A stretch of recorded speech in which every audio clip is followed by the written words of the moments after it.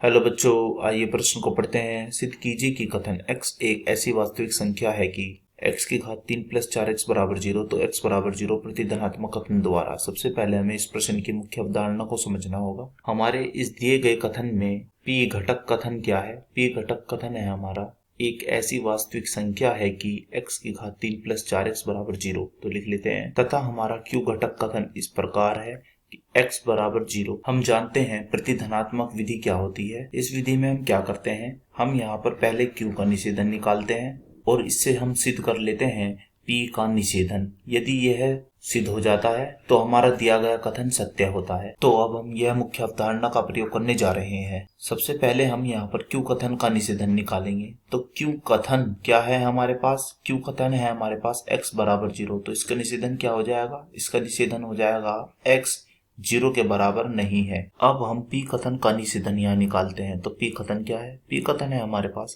x एक ऐसी वास्तविक संख्या है कि x की घात 3 प्लस 4x बराबर 0। तो इसका निषेधन क्या हो जाएगा? यहाँ जो है समीकरण दी गई है x की घात 3 प्लस में क्या है 4x और बराबर यह है 0 है। तो यह हो जाएगा निषेधन कि बराबर नहीं है 0 के।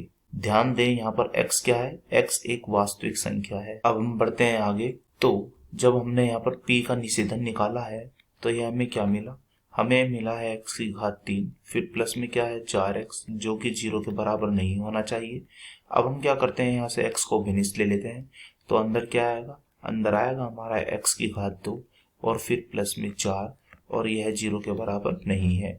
यहाँ से हमारे दो समीकरण आएगी। पहली कि x 0 के बराबर नहीं है और दूसरी समीकरण क्या आएगी? दूसरी समीकरण आएगी x की घात 2 प्लस में 4 0 के बराबर नहीं है। यहाँ से यदि मैं आगे हल करूं तो ये क्या आएगा? तो ये आता है हमारा x बराबर नहीं होगा प्लस माइनस में 2i।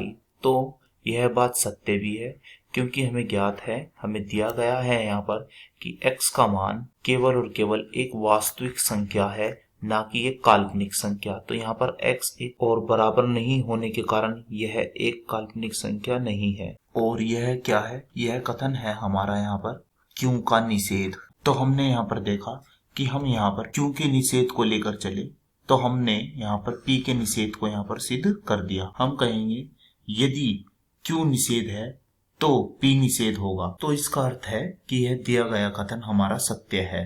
आशा करता हूँ यह प्रश्न आपको समझ में आया होगा। धन्यवाद।